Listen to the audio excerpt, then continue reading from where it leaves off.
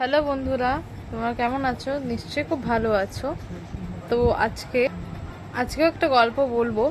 খুবই গরম পড়েছে, ভেবেছিলাম বাইরে গিয়ে তোমাদের নতুন কিছু দেখাবো। খুবই গরম পড়েছে, এই জন্য বাইরে যেতে পারলাম না।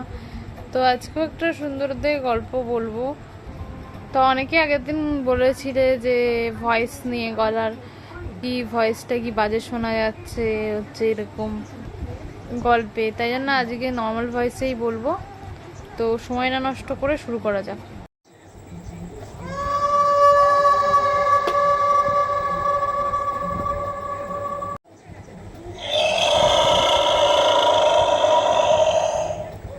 আজকে একটা ভৌতিক ঘটনার কথা বলবো। সেটা হচ্ছে আমাদের মা বাড়ির পাড়ায় ঘটে যাওয়া একটা ঘটনা। তো হচ্ছে আমাদের মা বাড়ির পাড়ায় একটা বয়স্ক দিদার সাথে ঘটে যাওয়া ঘটনা। তো আজকে এখানে শুরু করছি। তো আমাদের পাড়ার আর ওই দিদা, যার বছরের পর বছর ভোর 4টের সময় পুকুরে গিয়ে স্নান করার পুরনো অভ্যাস, সেই দিনও গ্রাম জুড়ে তখন ঘুটঘুটে অন্ধকার, চারপাশ পুরো নিঝুম।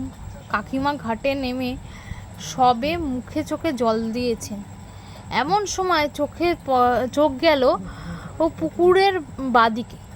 হালকা কুয়াশাময় দেখা যাচ্ছে এক ধবধবে সাদা থান পরা এক বয়স্ক মহিলা মাথা নিচু করে পুকুর থেকে হাঁসকে খাওয়ানোর জন্য শামুক তুলছে।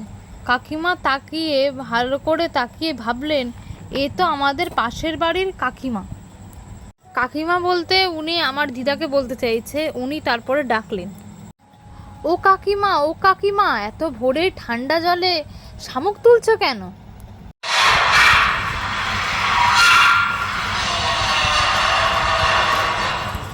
উনি কোনো উত্তর দিলেন না। প্রথমে ভাবলো ওই মহিলাটি হয়তো কানের কোনো সমস্যা হয়েছে, তাই জন্যই উত্তর দিচ্ছে না। এক আশ্চর্য ব্যাপার,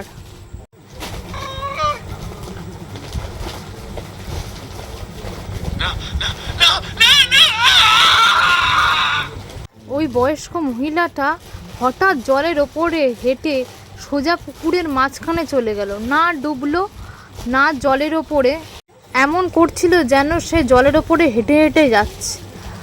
উঠে ঘাড় ঘুরিয়ে সে একটা খিলখিল করে হাসি দিয়ে চলে গেল। সে এক ভয়াবহ হাসি। যেই মহিলা স্নান করছিল তার গা পুরো কেঁপে উঠল। সে ভয়তে যে কোনো মতে ঘরে চলে এলো।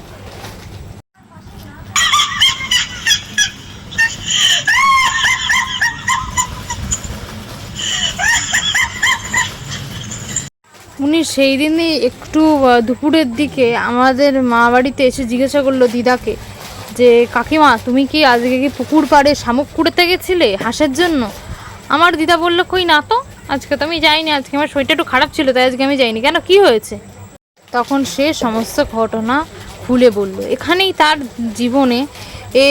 জীবনে এরকম অলৌকিক ঘটনার শেষ নয়। এরপরেও তার জীবনে একটা অলৌকিক ঘটনা ঘটেছিল। তার ঠিক কয়েকদিন পরেই তার সাথে আরেকটা অলৌকিক ঘটনা ঘটে। সে একদিন ভোরবেলা সে আম কুড়াতে যায়। তিনি তার মতো আম কুড়াচ্ছিলেন, তার পাশে দেখলেন আবার এক বয়স্ক মহিলা।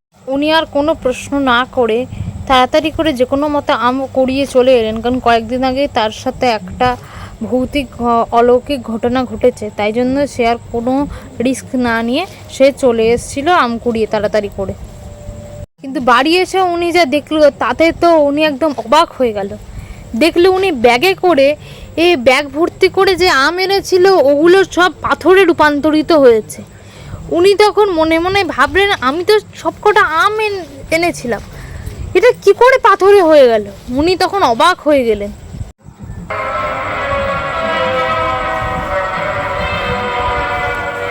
সেই দিন রাত থেকে ওই দিদার হঠাৎ করে জ্বর চলে এলো।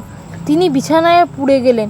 সেই জ্বর কত ডাক্তার দেখালেন, কত কিছু করালেন, হসপিটালে অবধি গেছেন, তবুও তার জ্বর একটুখানি কমে আবার বেড়ে যাচ্ছিল। সেই সব টেস্ট সমস্ত কিছু করা হয়ে গেছে, ডাক্তার কিছুতেই কিছু বুঝতে পারছিল না তার আসলে কি হয়েছে। ডাক্তার ভাবলেন উনি হয়তো আর বাঁচবেন না, তাই সবাইকে, বাড়ির লোকদের জবাব দিয়ে দিলেন উনি মনে হয় আর বাঁচবেন না, ওনাকে বাড়ি নিয়ে যান। ওনাকে বাড়ি নিয়ে যাওয়া হলো। সবাই মনেই করলেন উনি আর বাঁচবেন না।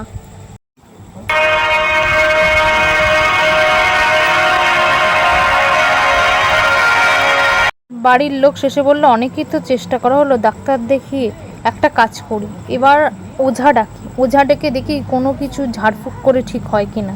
বাড়ির লোক ভাবছিল উনি তো সুস্থই ছিলেন, হঠাৎ করে কি হলো, একটা ওঝা ডাকা উচিত।